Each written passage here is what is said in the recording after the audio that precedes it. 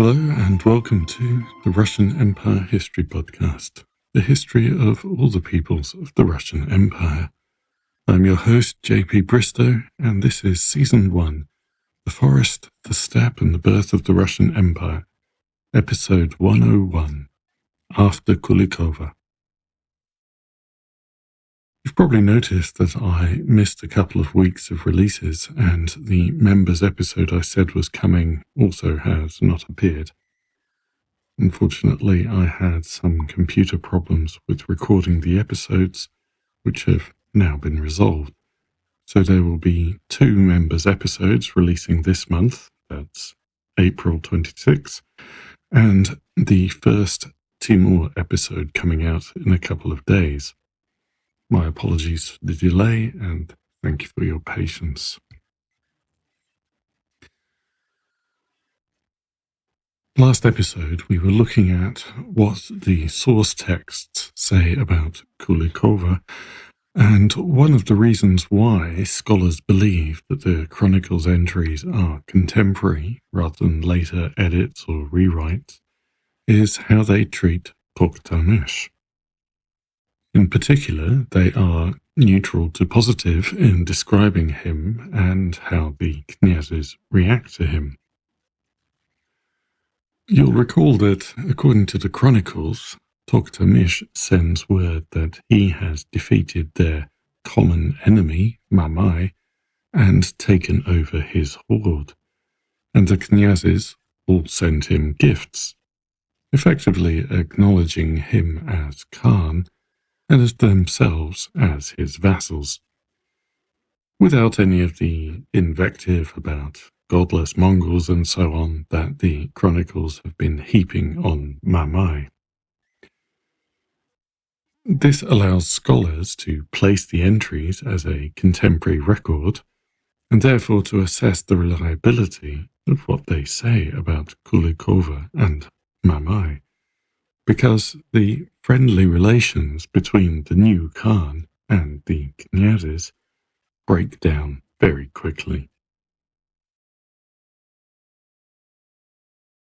The cause was the knyazes declining to come to Sarai to swear allegiance when Tokhtamesh summoned them a few months later. We don't have clear indications of the knyazes' motivations, but we can make some reasonable assumptions given the circumstances. Dmitry's victory could hardly have gone unnoticed, and many historians attribute Tokhtamesh's demand to wanting to make it clear, in case anyone was still wondering, that he was the Khan, not a Mamai-like pretender, and they all still owed him tribute. While the Rus Chronicles are quite clear about presenting Dmitry as the enemy of Mamai the usurper, not the horde, Tokhtamesh may have had his doubts.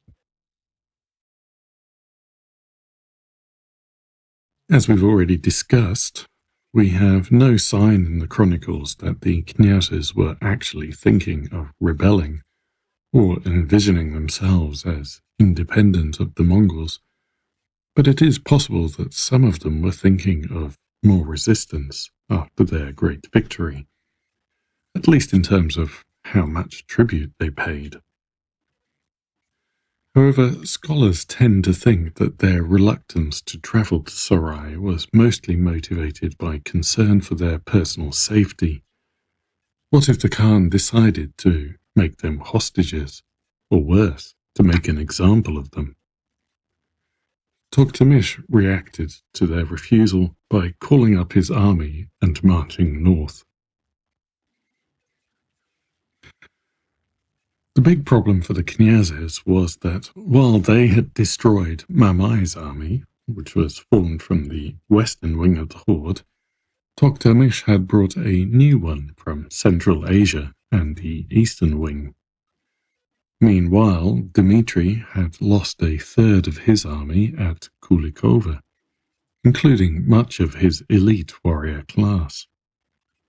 As historian Mark Galeotti puts it, quote, "One could argue that the true victor of Kulikovo was Toktamish. His rival, Mamai, was left humbled and soon killed, while the flower of the Russian military aristocracy was left dead on the field. End quote. The effects of these losses soon become clear, as the knyazes proved unable to field an army to defend against Toktamish. The knyazes had also fallen back into their old rivalries and maneuvering for personal advantage. Dmitry of Suzdal immediately joined Toktamish, eager to help put his old Moscow rival in his place. His sons marched with the Mongols. According to the tale of Toktamish's invasion, another old Russian text composed a few years after the event, Dmitry Donskoy is caught unprepared by Toktamish's move. The disunity of the knyazes, much lamented in the text, prevents anybody mounting a proper defense. Dmitry himself abandons Moscow and takes his family north to Kostroma. As the tale has it, the citizens of Moscow display no more courage than the knyaz, giving in to panic and ignoring advice. However, they manage to pull themselves together, led by a Lithuanian prince named Ostay. Reminding themselves of the strength of Moscow's stone walls and iron gates. The gates are closed and the people assemble a militia for the defense. Their weapons include firearms, the first mention we have of such weapons in Russia.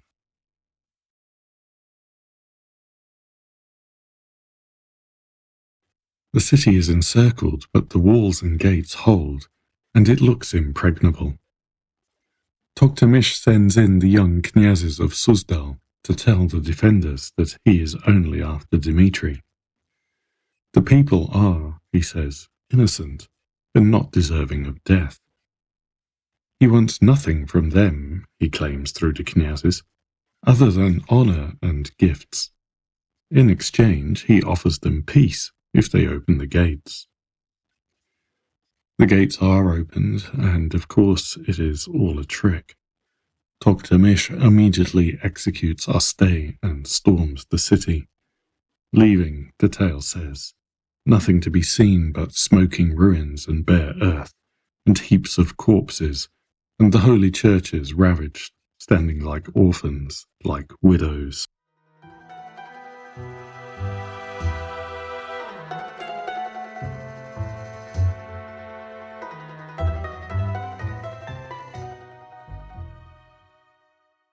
Moscow had been the Khan's primary target, showing that Toktamish recognized Dmitry's importance, but his armies moved on to others. Vladimir and Zvenigorod, Mazhaisk and Dmitrov, Peryaslavl and Kolomna were all sacked.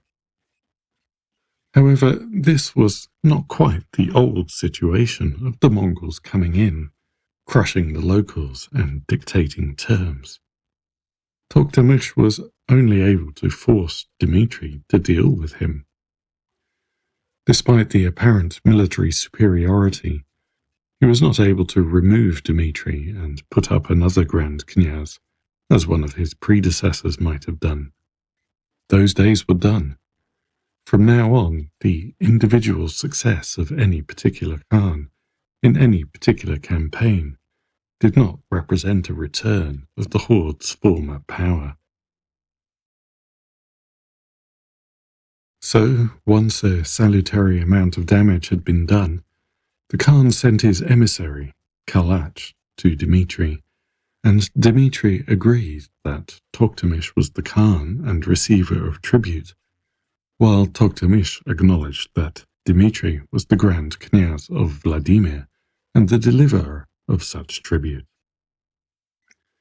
Dmitry then went back to continuing his efforts to make Moscow the dominant knyazhstvo, including sacking Ryazan again himself once the Mongols had withdrawn back to the steppe, to punish them for siding with Mamai. This conflict was eventually settled by Dmitry marrying his son to the daughter of Oleg of Ryazan.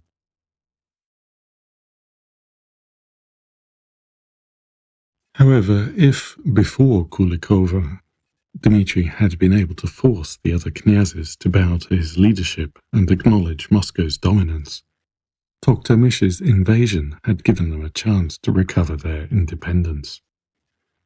Borisov of Nizhny Novgorod had surrendered to Toktamish and joined his campaign, essentially making himself a direct vassal of the Mongols rather than Moscow. Mikhail of Tver had turned up to make a bid for the Yarlik of the Grand Knyaz of Vladimir, which Toktamish had refused, but had released him from the 1375 treaty, where he acknowledged Dmitry as his elder brother. Tver also returned to independent relations with the Horde. Novgorod turned once again towards Lithuania and tried to resist transferring their tribute to Dmitry. The Grand Knyaz was in a bit of a bind here. Toktamish was demanding enormous payments to pay for his campaign against the Knyazhstva, and he had taken Dmitry's eldest son, Vasily, to Sarai as a hostage.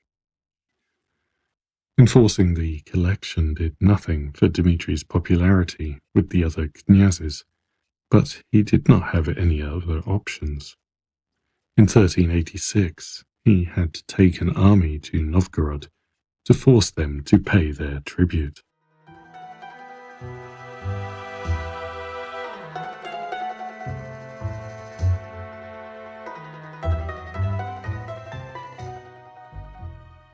While all these political problems with Mamai and Toktamish were happening, Dmitry was also having trouble with the church. The old stalwart Moscow partisan Alexei had died several years earlier, and Cyprian, chosen by Constantinople precisely because he would not be such a partisan, was proving to be quite different. He took his mission to serve all the Rus Orthodox believers seriously, and refused to align himself with any one of their political leaders. Dmitry took this as a declaration of alliance with the Grand Duke of Lithuania, and therefore decided to do everything he could to thwart him. In one sense, this placed Dmitry in the same position the Lithuanians had been in up to now. He was taking the stance that if the head of the United Orthodox Church did not support him, then he wanted his own metropolitan in Vladimir who would.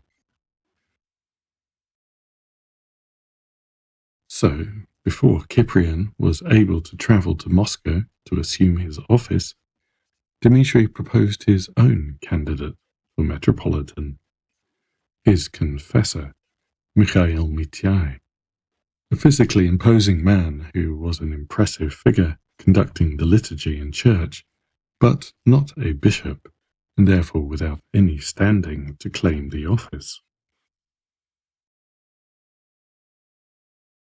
Nevertheless, Mikhail Mityai claimed that Alexei had designated him as his successor, put on the metropolitan's robes, and began administering the church, despite opposition from some of the leading bishops and monastic leaders. Cyprian, blithely travelling to Moscow without any inkling that problems lay ahead, was arrested when he entered the Knyazhstva, handled rather roughly for a few days, and then sent packing back to Lithuania.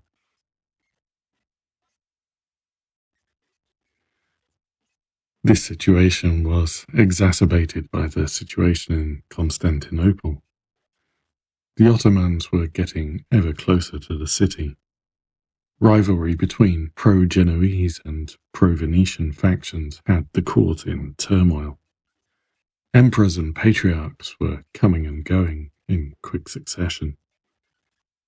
Patriarch Philotheus, who had approved Cyprian, had died, and during his few months in office, his successor had signed off on Dmitry's plans to appoint Mikhail. Mikhail therefore set off for Constantinople to be invested as the Metropolitan. But he died on board the ship as they were crossing the Black Sea.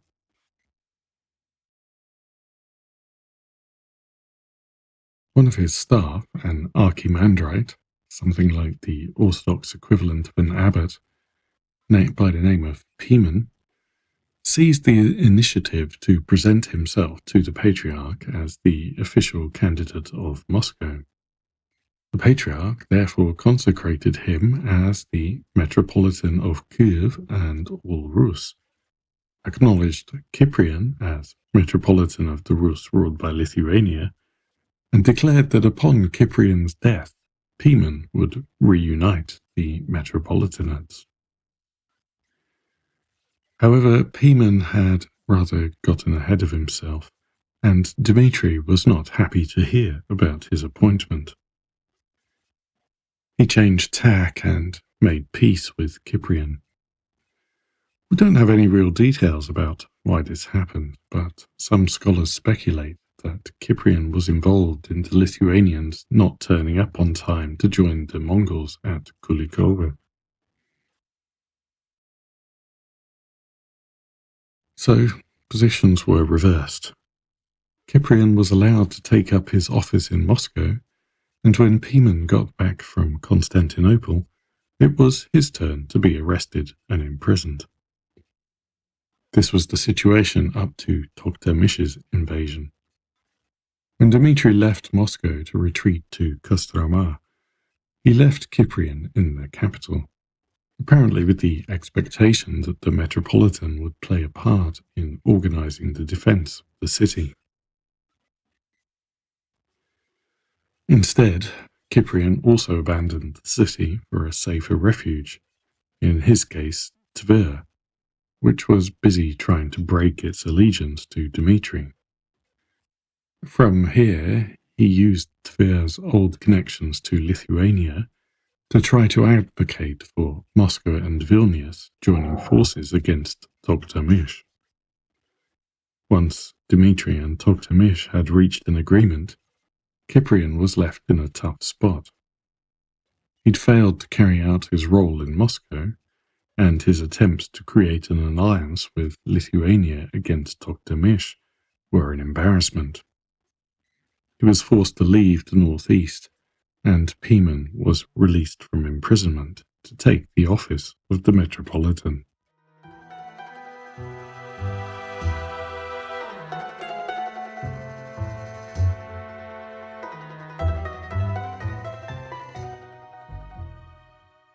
For the next few years, both Pimen and Cyprian will attempt to get the Patriarch to confirm them as Metropolitan. A split throughout the church, with bishops and even Moscow boyars continuing to work against Pimen. In Constantinople, the Patriarch dithered and swayed first one way then the other as new emissaries arrived to see him. In 1388, Pimen decided that he needed to take things into his own hands and travelled to Constantinople to present his case personally. But it was a wasted trip. The Patriarch died while he was en route, and his replacement, a man named Antony, was from the same circles as Cyprian. Soon he made his decision in favour of the Bulgarian.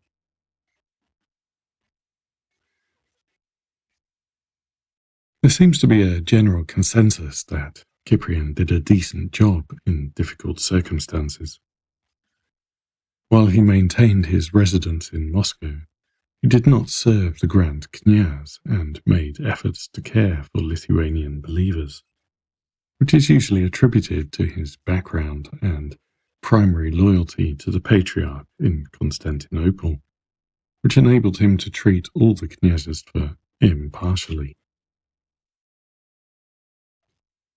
The Moscow-Lithuanian conflict was not the only issue he had to deal with. One of his first tasks was sorting out Tver. A standoff had developed there between the knyaz and his followers among the clergy and the bishop, Ifim. Unable to resolve the conflict and wishing to avoid a crisis, the bishop had retired to a monastery outside the city but had not given up his office. Cyprian went to Tver and called a synod, which deposed Ifim and appointed one of Cyprian's associates. Neither the knyaz of Tver nor Dmitry Donskoy were consulted. Cyprian was asserting that the church was independent of the secular authorities. Next came Novgorod. During the years spent fighting over who would be the metropolitan, the city government, in which the archbishop played an important role, had essentially gone its own way. A particular point of contention was that the city had rejected the right of the metropolitan to hear appeals against judgments made by the archbishop. Besides undermining the authority of the metropolitan, who headed the hierarchy of the ecclesiastical courts, legal fees and payments to the metropolitan when he was sitting in judgment in various cities were an important source of his income. Here, Cyprian was less successful. He made several visits to the city, including bringing a letter from the patriarch ordering them to submit to the metropolitan's authority, but the dispute would drag on under his successor.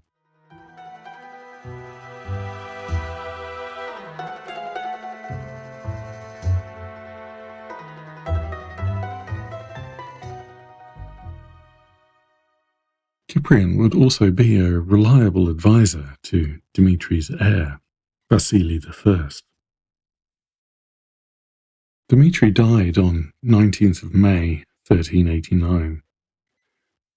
Although he'd been on the throne for 30 years, he was still only 39. He had at least 12 children with his wife, Eudoxia of Nizhny Novgorod. His firstborn had died while still a child, as did another son, Simeon, and another, Ivan, who died shortly after Dmitry. But the others survived into adulthood.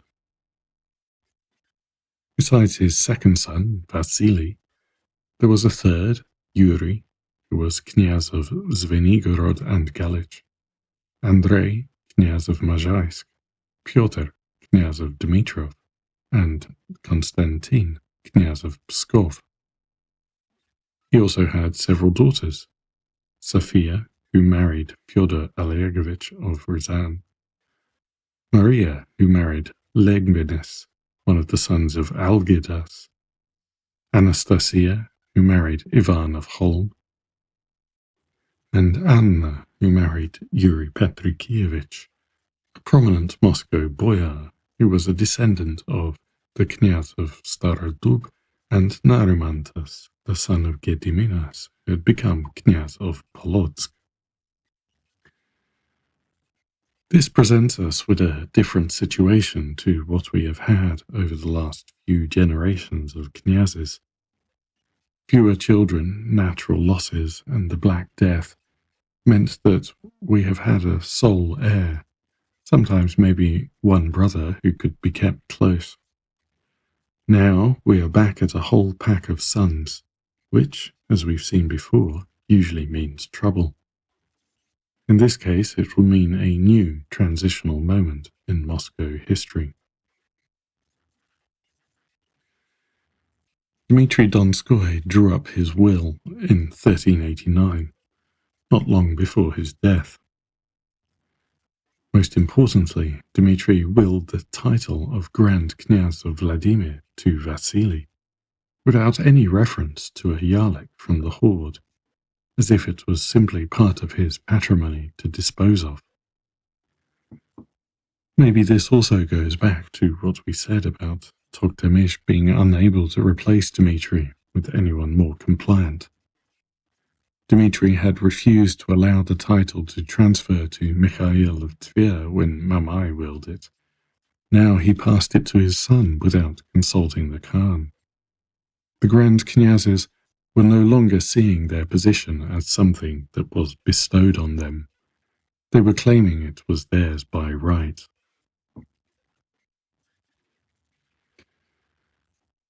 Dmitry also tried to resolve the problem of the younger sons. He bound them to acknowledge the authority of Vasily and distributed appanages to them. The rules of the appanages are clearly set out. The junior knyazes receive towns and the right to their revenue. They do not receive political independence. They are clearly stated to be subordinate. This is an obvious attempt to avoid the fragmentation and rivalries that had racked Rus and continued to affect other knyazhestva. The junior knyazes receive titles and property, but the unity of the knyazhestva is preserved. Both the transfer of title to the eldest and the allocation of property and station without division of the knyazhestva become precedents, moving Moscow closer to succession by primogeniture. However, Dmitry also included a time bomb. Vasily was young, 17 years old at Dmitry's death, not yet married and without any children of his own. So, presumably thinking of securing the throne in case of accidents, Dmitry also provided that the next brother, Yuri, should be Vasily's heir. This provision did not contain any stipulations, such as that it only applied until such time as Vasily produced a son. It did not envision any conditions for what would happen if Vasily had his own son and wanted him to be heir. The groundwork had been laid for a civil war in Moscow. But before we can get to that, we need to catch up on the very important events happening in Lithuania. Thank you for listening, and until next time, goodbye.